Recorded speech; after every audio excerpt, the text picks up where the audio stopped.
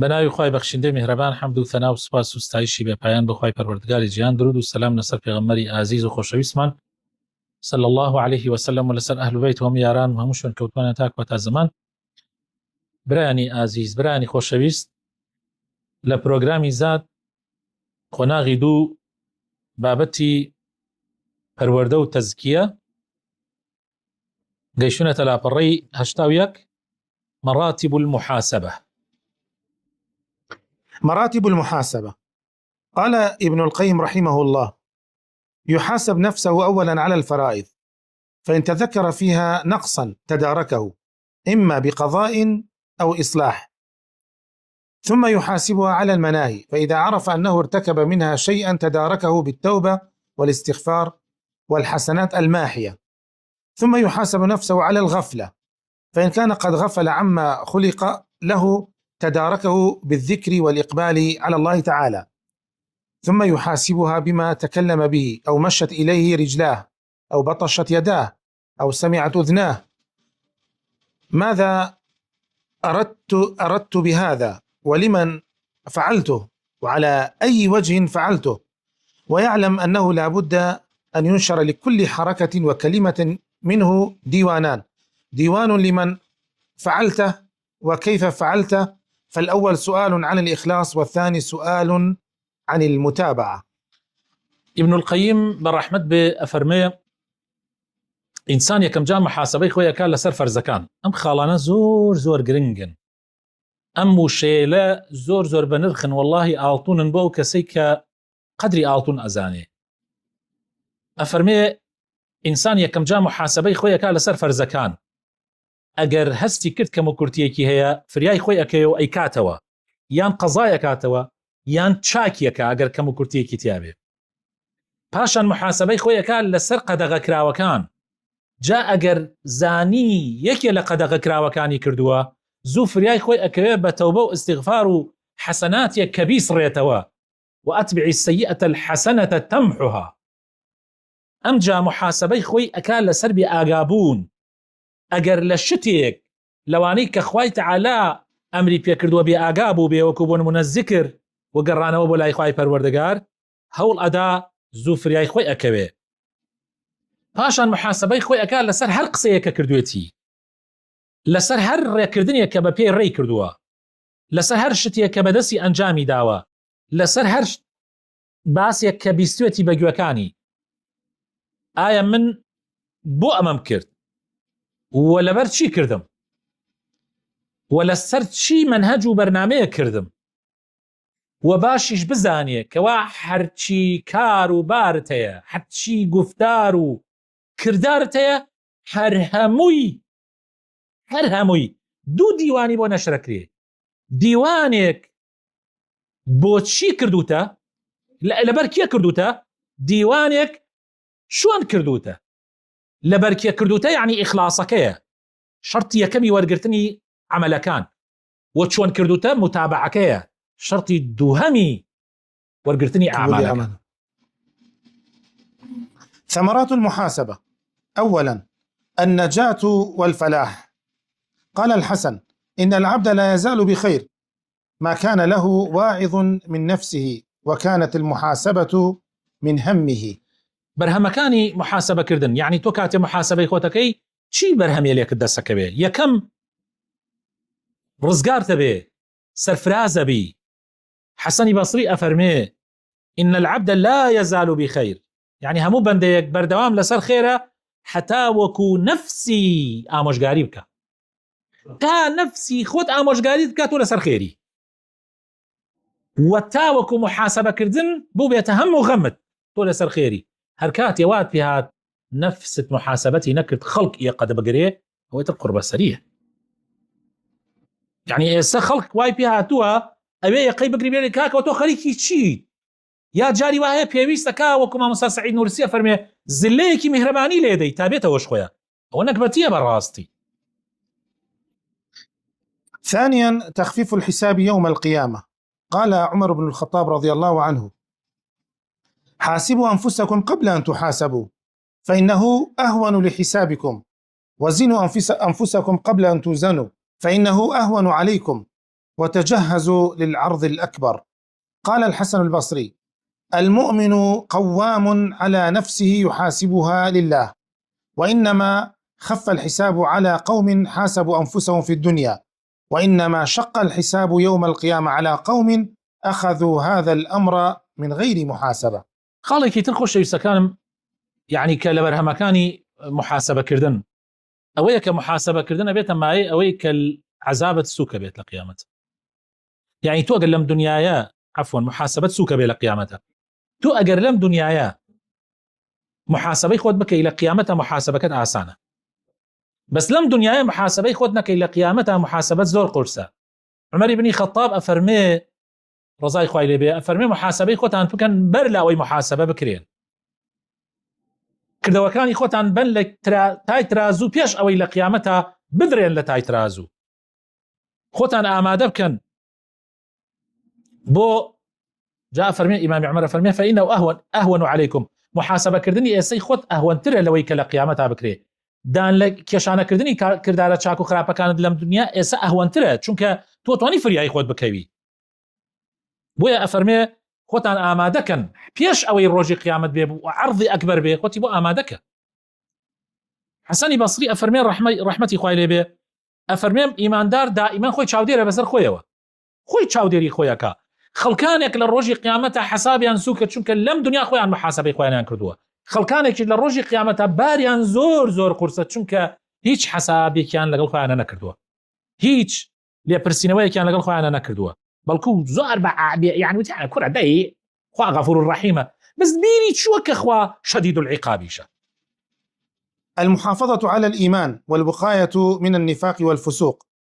قال الفضيل بن عياض رحمه الله: المؤمن يحاسب نفسه ويعلم أن له موقفا بين يدي الله تعالى، والمنافق يغفل عن نفسه، فرحم الله عبدا نظر لنفسه قبل نزول ملك الموت به.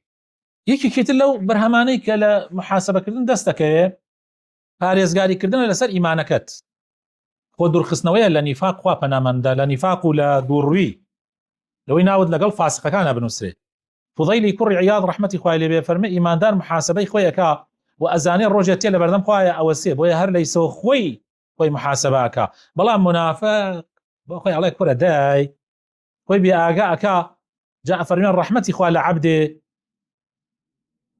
خۆی محاسبە کردو و تەماشای خۆی کردو پێش ئەوەی مەلایکەی مەرگ بێتەبان سەری. رابعا: اكتشاف مساوئ النفس وعيوبها وعدم الاغترار بالعمل. قال عبد العزيز بن أبي الرواد رحمه الله: ما دخلت في شيء من أعمال البر فخرجت منه فحاسبت نفسي إلا وجدت نصيب الشيطان فيه أوفر من نصيب الله تعالى.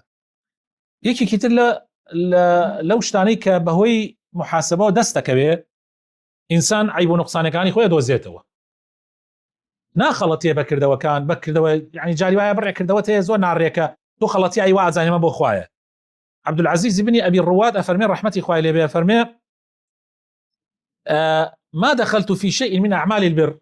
سیرکە یعنی تۆ زەور دەبینەوە پیاوانە پیاوی ساڵح بوون لەگەڵ ئەوەی شا ئەفەرمێ هەر کارێ چاکەم کردووێ چوو بێتمە ناو هەر کارێ چاکەوە و لێی دەرچوێتم و محاسبەی خۆمم کردێ ئللا بینیمە بەشی شەیطانی تیا زۆرترە تا بەشی خوا. یا سبحان الله.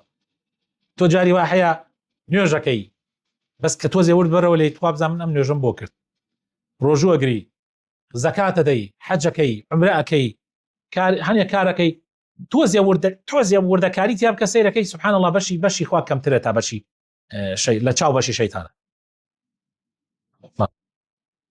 خامسا: التواضع لله ومعرفة قدر النفس. كان محمد بن واسع رحمه الله يقول: لو كان للذنوب ريح ما قدر أحد أن يجلس إليه، مع أنه من كبار العباد في هذه الأمة. لا حول ولا قوة إلا بالله. إنسان كاتي محاسبي خويا كافيري تواضع به وقدر نفسي خوش يزاني يما تشي واي بيمان كرده تكبركين كاتي تكبركي واسقي تو زور قوري زورت كرده بو خوا يعني أنا قصي عليك أبرار رويشتو بو لحجات بو قرزاري خلق بو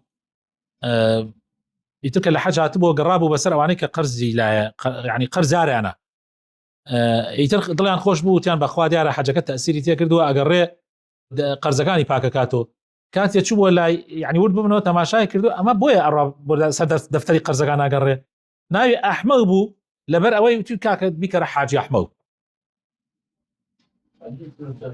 يعني كي شيء ما اويا غير محاسبه خما ناكين يعني سبحان الله توشي كبر بين توشي يعني قدري نفسي خما ما لا قوراء بيتوا محمد كوري واسع يكيك بقول لك لبياو شاكان يكيك بقول اولياء كان لقل او شاء فرمي اگر جناح بوني بوايه كس نيتواني بلاي من دانش لبوني يصير وفيا زياتر بون مهات يا ما بوشي وايوتوا خو تصورك او بيانا ام بيانا يعني خويا بكم زانيوا خويا بكم زانيوا اول شيء واي بيان كردو ناو خلقا مكانتيان بو دروزبو بس تو دائما في زت زلبه قلبه بقيمتها ما شاكي يعني سم برادرك انا اسم بطاقه والروجك يكي بي للتلفزيون لقنالك يكي بي برسياري ابي عن ليكردو تي ناي ناسم اي سيش لها مش هناك باسيكا فلان كسبه منو تي ناي ناسم فلان يعني اما نبي ناخوشو مع العلم بيستمة تود يا جار برسياري من يلي كردو تي ناي ناسم بحث الناس وبرسياري چندين كسيان ليه كردو خون بيوم ليه بوتيتي من ناي ناسم كي هاي سيرك ما بس كبر شي بإنسانك مع العلم يكز بأوتي ناي ناسم چنه بحي بالعقد بوي خواهي قوربها همو خلقي ناسان أبي إنسان زور زور آقادار بي كشتي بو خواه نبي خواهي تعالى نايوه شد بو خواه بي خواه قبوليك أي نافي شوف عشق خواه الله والله من واو ما كلمتي نيه والله برا خواه صيري مظهرت ناكا وكل حديث عبا صريح فرمويتي خواه تعالى سيري جلو برقت ناكا خواه سيري ديمنت ناكا من زور سيرمتي اواني كزور زور مشهورن باخلاص وبطاعه كمان شو ما دقتم داوا سيرم كرده سبحان الله شكرا ناشرين بو مع العلمش هنا معناه يا اخوات في مان الله يعني افرمي مرجنيته ديمنت جوان بيت التواو إسا سيري لقماني حكيم قال لقماني حكيم لتشي او نبوه يعني سري الزل خويشي زعيفو بوشوك واسمر هو لقماني حكيم كخوايك سورة القرآن من هنا يا برو تماشاك عبد الله كوري مسعود يعني عبد الله كوري مسعود روشي كان للديوار كنت أمدي ما قاتش يبينن صحابك شي بيها كني ده في غمالي خاص الله صلى الله عليه وسلم بيها كان قسم بخوا قاتش عبد الله كوري مسعود لك شي يحد لا يخوا قورت وشي فيك دين تواضع فيه بخشي محاسبة كردني إخوات تواضع بلان بعكسك الشواغر هناك التلفزيون ناقوش بداخله. سادسا الاستفادة من الأوقات. إن محاسبة النفس تفضي بالإنسان إلى أن يستغل أوقاته أفضل استغلال. قال ابن عساكر رحمه الله: أبو الفتح نصر بن إبراهيم المقدسي كان يحاسب نفسه على الأنفاس، لا يدع وقتا يمضي عليه بغير فائدة، إما ينسخ أو يدرس، إما ينسخ أو يدرس أو يقرأ. محاسبة كردن نيخوت وات فيها كاسود لكاتا كانت ورقري يعني إنسان وقتا كان ببلاش نارا. ابن عساكر أفرمي أبو الفتح نصري كري إبراهيمي مقدسي أو أن محاسبة خويا كت تناند محاسبة خويا لسر نفسك لسر نفسها ناسك لسر ناسكان محاسبة خويا كت نيلا يك كاتب روا ببلاش يان خليكي نسينا وابو أو كاتن طابعا نبوه موبايل نبوه يعني نسينا يعني بقول من كتاب إمام بخاري يعني أبقى أشتغل السيتول ليت أدنسيوا دواء ودا بيك كتير أو خو أي نسيوا يعني هم بنوسين بوا اشتكان بنوسين بورو يا أو تاني نوسيني كردوا يا أو تاني درسي دعوته يا أو تاني خريق النووي نيا الله وكاتك عني ببلاش بشي. إمامي نووي الزمن يكل الزمن كان نازم كم صال عليه بس تنها يعني بروجة بس تنها بروجة كمان زور بيجار بروجة خريكي دراسة وخيندرو معنا بشوانا أخوتن شو كهرباء نبوين نبوه شان بو خوتنو عبادة داناوة شون يجي سليوار أخوتنو دعاء الله سان شون يجي أنا كنت بروجي شا خريكي إيشو كاري قان بود. على إمامي نووي لشو روجة كات دوانزة درسيها بوه ترجموا بعد كان 20 سال نام شنيك عوا بردوام بو طبعا 12 دەرسەکە یاد ئەڵێ هەنێکی خوێندێتی وانێکی داوەتەوە خۆ دەرسی ئەوان 40 دقه و 20 دقه نەبەوە کەسێ خۆمان هەڵای سێمە 20 دقه تێپەڕەکانە خۆم پشتماژانەکە قاچماژانەکە چۆکماژانەکە ئەوانەوە نەبووە. بەڵێ مما يعين على المحاسبة. بەڵێ ئەو شتەی کە ئەوانەی ئەو شتانەی کە ئینسان هانی ئینسانەدا لەسەر محاسبەکردن. أولا اليقين بأن الله تعالى مطلع على ما في نفسه. قال تعالى: واعلموا أن الله يعلم ما في أنفسكم فاحذروه، أي حاسبوا أنفسكم. چی وات پێکات تۆ محاسبە بکەی؟ ئەوەی کە وات پێکات تۆ محاسبەی خۆت بکەی یەقینت هەبێ کە خوای تعالی ناو دڵتەزانێ و لە ڕۆژی قیامەت هەموو شتەکانی لەسەر نووسێتەوە. بۆیە ئەم یەقینەوات پێکە محاسبەی خۆت بکەی. واعلموا يعني واعلموا علما يقينيا أن الله يعلم ما في أنفسكم. خوای تعالی زانێت چیا لە نەفستانە. فاحذروه ولي بترسم يعني ئاگاتان لێ بێ وریابن. ثانيا معرفته أنه بمحاسبة نفسه سيستريح غدا. قال ابن القيم رحمه الله: ويعينه على هذه المراقبة والمحاسبة معرفته أنه كلما اجتهد فيها اليوم استراح منها غدا إذا صار الحساب إلى غيره. یەکێکی تر لەو شتانی وات پێکە محاسبەی خۆت بکەی بزانی کە محاسبەکردنی ئەمڕۆ بۆ سبەی چاکە. ابن القيم ئەفەرمێ ئەوەی وات پێکە کە دائیمەن مراقبەی خۆت بکەیت و محاسبەی بکەی ئەوەیە کە بزانی هەرچەنی ئەمڕۆ محاسبەکەت لەسەر خۆت تون بێ لە قیامەتە ئیسراحەتت زیاترە و ئاسانترە. ثالثا التفكر في أسئلة القيامة، وهذا كفيل بأن يجعل العبد يحاسب نفسه ويتجه إلى الله ويترك الإهمال والهوى ويتبع الحق ويلزم نفسه الفرائض وترك المحرمات والاستكثار من المستحبات والبعد عن المكروهات والمشتبهات. قال تعالى: إن السمع والبصر والفؤاد كل أولئك كان عنه مسؤولا. وقال تعالى: ثم لتسألن يومئذ عن النعيم. والسؤال ليس موجها للكفار والفساق فحسب، بل هو متجه للصالحين والرسل أيضا. قال سبحانه: ليسأل الصادقين عن صدقهم. وقال تعالى: فلنسألن الذين أرسل إليهم ولنسألن المرسلين. لا حول ولا قوة إلا بالله. بیرکردنەوە ولا لسؤال و پرسیارەکانی ڕۆژی قیامەت وات پێکە کە پرسیار لە خۆت بکەی. خوای پەروەردگار فەرمێ بەڕاستی گوێ چاو دڵ هەموو ئەمانە پرسیاریان لەسەرە لە ڕۆژی قیامەتە لێ پرسینەوەی لەسەرە.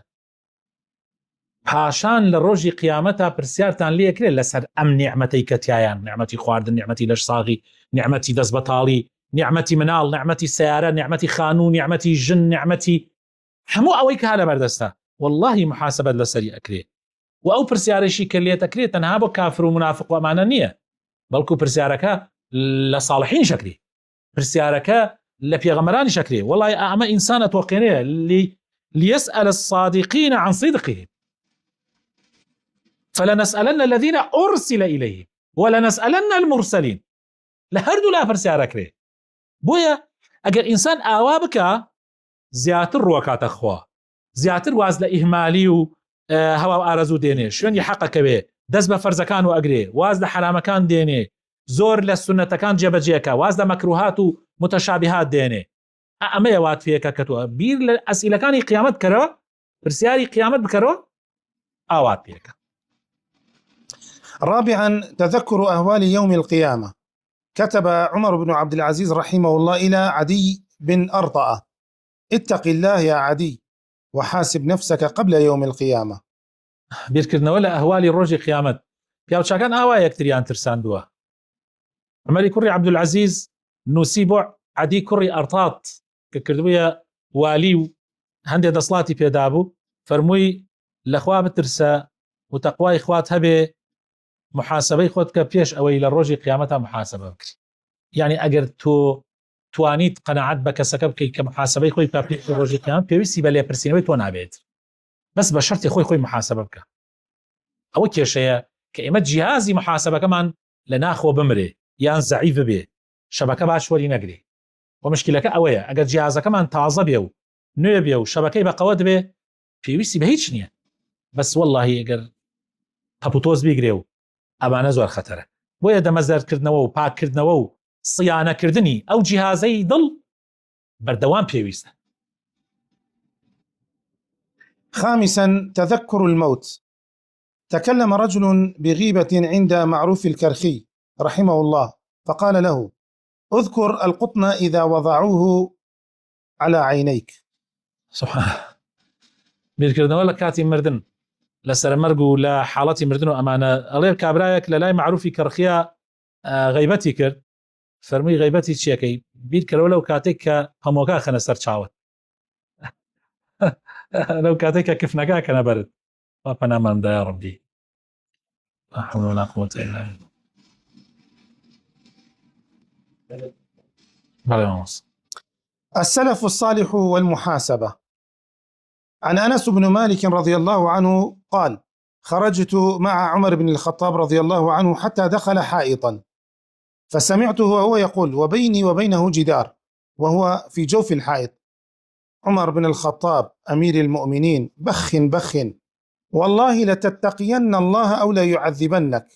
وحين فاتته صلاة العصر في جماعة تصدق بأرض قيمتها 200,000 درهم. سيكن برزان تماشای سلفی صالح و پێشینانی ئەم ئومەتە بکەن چۆن محاسبەی خۆیانیان کردووە. ئەنەسی کوڕی مالک ئەڵێ ڕۆژێکیان لەگەڵ عومەری کوڕی خەتابە ڕۆیشتین حتا ڕۆیە ناو باخێکەوە ئیتر دیارە ئیتر لە یەکدا بڕاون بەهۆی ئەوەیەکیان دەستنوێژ بگرێت سەر ئاو بکە ئەمانە ئەڵێ ئیتر عومەر لە من دوور کەوتەوە دیوارێک کەوتە بینمان گوێم لێ بوو لەو دیمەوە عومەر محاسبەی خۆیە کرد ئەیوت عومەر بن الخەتاب أمير المؤمنين باخ خوي محاسبي خويا كرد والله يا أوتانية تقوى إخوة أكيت بجواني أي بيت الريوة يا أوتانية لسري عذاب وسزاي بأش أخوي. الله إمامي علي رحمتي خوي لبي الرزاي خوي لبي كابرايك الله بينيم لا فيش نوجي يعني حاتم بو مزقو سير علي دانشتوا ريشي خوي قرتوا تاريخ بو كسكسي نابيني الله لمن بركة ديارة بشتردان را ولا من بركة إمامك ببين ري الله بينيم ريشي خوي قردو رايك يشو أيود أي دنيا من سيبسية طلاقتم داوة أتمنى بخلطيني برو خلق كثير بخلطينا يعني أمانة أما محاسبي خوي يعني أنا كرد الله إمامي عمر روجي كان نوجي عسري لجماعتها فوتيا الله الزاوية كيبو كردي بخير كقيمتك 200,000 درهم بو كردي بخير لكفارتي أوي كان نوجي كي جماعتي عسري روجتها. وكان ابن عمر رضي الله عنهما إذا فاتته صلاة في جماعة أحيا تلك الليلة كلها. سي ابن عمر كان أجر نوجي كي جماعتي بالرأي أو شوي كامل زندوه كرد ونا أخوت شون يجيت يا كرد عقوبة بوخوي تاوك دوبارنا بيتوا. وأخر عمر بن عبد العزيز رحمه الله ليلة صلاة المغرب حتى طلع كوكبان فأعتق رقبتين مع أن وقت صلاة لم يخرج. بله إمام عمر كري عبد العزيز رحمتي خوالي به روجي كان نجي مغرب تأخير كوت حتى استيروشت در كوت بلا ميشتا نجي مغرب ما بو قالت دو عبدي آزاد كرد لحق يويا كان نجي تأخير بو لقالوشا كان نجي مغرب يشتان كاتي ماو.